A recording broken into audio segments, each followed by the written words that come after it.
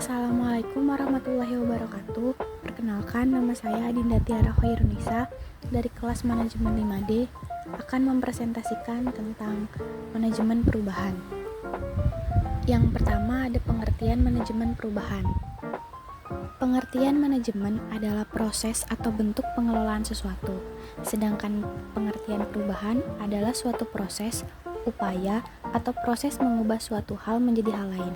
Dengan kata lain, manajemen perubahan adalah suatu upaya, usaha, atau pendekatan yang dilakukan dengan sistematis dan terstruktur, lalu digunakan untuk membantu individu maupun tim.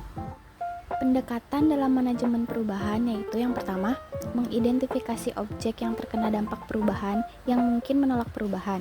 Yang kedua, menelusuri sumber, tipe, dan tingkat resistensi perubahan yang mungkin ditemukan. Yang ketiga, mendesain strategi yang efektif untuk mengurangi resistensi tersebut. Untuk mengatasi resistensi terhadap perubahan, harus mengenali siapa yang menolak perubahan tersebut. Kemudian, berkomunikasi timbal balik agar memahami manfaat dari perubahan.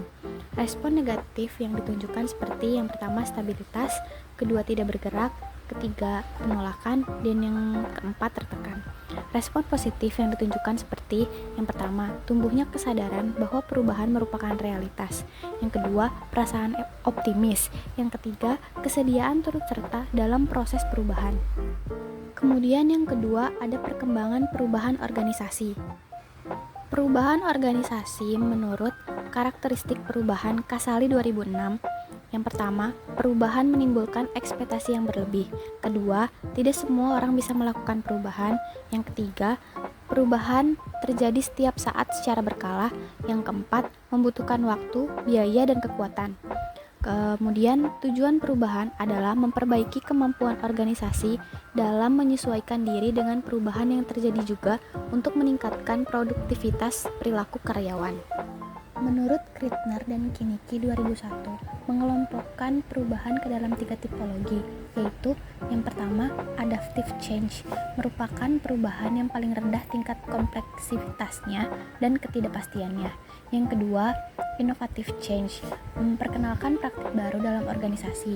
Perubahan ini berada di tengah kontinum diukur dari kompleksitas, biaya, dan ketidakpastiannya. Yang terakhir, radically innovative change, merupakan jenis perubahan yang paling sulit dilaksanakan, cenderung paling menakutkan bagi manajer untuk melaksanakan, karena memberikan dampak kuat pada keamanan kerja karyawan. Yang ketiga, ada model manajemen perubahan. Model manajemen perubahan yang pertama, pencairan atau unfreezing. Pencairan merupakan tahap pertama yang fokus pada penciptaan motivasi untuk berubah. Yang kedua, changing atau moving. Changing atau moving merupakan tahap pembelajaran di mana karyawan diberi informat baru, model perilaku baru, atau cara baru untuk melihat sesuatu. Yang ketiga, pembekuan kembali atau refreezing. Refreezing merupakan tahap di mana perubahan yang terjadi distabilisasi dengan membantu karyawan mengintegrasikan perilaku dan sikap yang telah berubah ke dalam cara yang normal untuk melakukan sesuatu. Keempat, kesiapan sumber daya manusia. Kesiapan sumber daya manusia. Kesiapan untuk berubah atau readiness for change adalah keyakinan, sikap, dan intensi anggota organisasi terkait sejauh mana perubahan dibutuhkan dan kapasitas organisasi untuk melakukan perubahan tersebut dengan sukses. Perubahan SDM dimulai dengan pencairan pola perilaku lama yang cenderung mempertahankan status untuk mengubahnya sedemikian rupa, sehingga siap menerima pola pikir baru yang berkembang secara dinamis. Kemudian yang kelima, SDM yang cerdas. Menurut Catherine Jackson, psikologis klinis berlisensi dan ahli terapi saraf bersertifikat, menyebutkan bahwa orang yang cerdas adalah orang yang fleksibel dalam berpikir dan dapat beradaptasi dengan perubahan. Mereka berpikir sebelum berbicara atau bertindak, dan mereka mampu mengelola emosi mereka secara efektif. Hal-hal yang harus diperhatikan jika di dalam suatu organisasi terhadap orang yang cerdas. Yang pertama, menghilangkan pemikiran yang salah. Hanya orang lain yang perlu berubah, perubahan harus dipaksakan, waktu terbaik adalah pada saat krisis, perubahan untuk menutupi kinerja buruk, uang adalah motivator paling efektif. Yang kedua, kekuatan pendorong SDM yang cerdas, berpengalaman, pendidikan keahlian, prestasi unggul, kemampuan natural. Ketiga, mengelola orang cerdas. Diperlukan strategi dalam mengelola pikiran dan hati orang cerdas, yaitu pertama, cerdas tapi egois. Cara efektif untuk mengubah orang cerdas sudah dijelaskan, alasan perubahan akan memberi manfaat bagi dirinya dan organisasi. Yang kedua, percaya diri berlebihan. Cara terbaik untuk menghadapi orang yang memiliki kepercayaan diri yang berlebih adalah dengan menggali blind spot dalam berorganisasi dengan menggunakan konsultan eksternal. Yang ketiga, berlakuan jelek. Perilaku jelek seperti tidak sopan dan kasar bisa diatasi dengan menegur dan memberi pengertian secara mengedukasi bahwa kelakuannya itu kurang baik di mata publik. Keenam, cara mengatasi keunggulan. Cara mencapai keunggulan. Yang pertama, mengembangkan potensi. Kedua, memperbaiki keterampilan. Tiga, menjadi lebih efektif. Empat, mencapai sukses, seperti inisiatifnya tinggi, memiliki kemauan untuk terus belajar, komunikasi yang baik, keterampilan manajemen waktu, profesional, bertanggung jawab, dan jangan takut gagal. Yang kelima, mempengaruhi orang lain. Dan yang keenam, merencanakan ke depan. Selanjutnya yang ketujuh, pemberdayaan karyawan.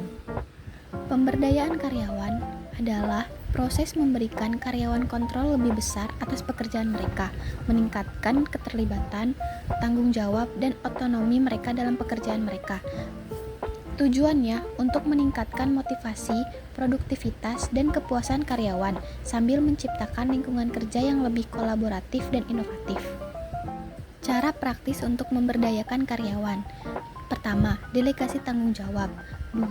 Beri otonomi. 3. Beri pelatihan dan pengembangan. 4. Komunikasi terbuka. 5. Penghargaan dan pengakuan. 6. Beri kesempatan untuk berinovasi. 7. Evaluasi berdasarkan hasil. 8. Pantau dan evaluasi. Yang kedelapan, cara mengubah pola pikir. Cara mengubah pola pikir. Pola pikir atau kadang-kadang disebut paradigma adalah jumlah total keyakinan, nilai, identitas, harapan, sikap, kebiasaan, keputusan, pendapat, dan pola-pola pemikiran kita tentang diri kita sendiri, orang lain, dan bagaimana kehidupan bekerja. Cara-cara untuk mengubah pola pikir dalam organisasi. Yang pertama, identifikasi pemikiran yang ingin diubah. 2. Komunikasi yang terbuka dan jelas. 3. Melibatkan pemangku kepentingan. 4. Pemimpin yang mendukung. 5. Komunikasi berulang dan konsisten. 6. Sumber daya yang tersedia. Dan yang terakhir 7. Kontinuitas dan kesabaran. Sekian presentasi dari saya. Mohon maaf bila ada kekurangan. Wassalamualaikum warahmatullahi wabarakatuh.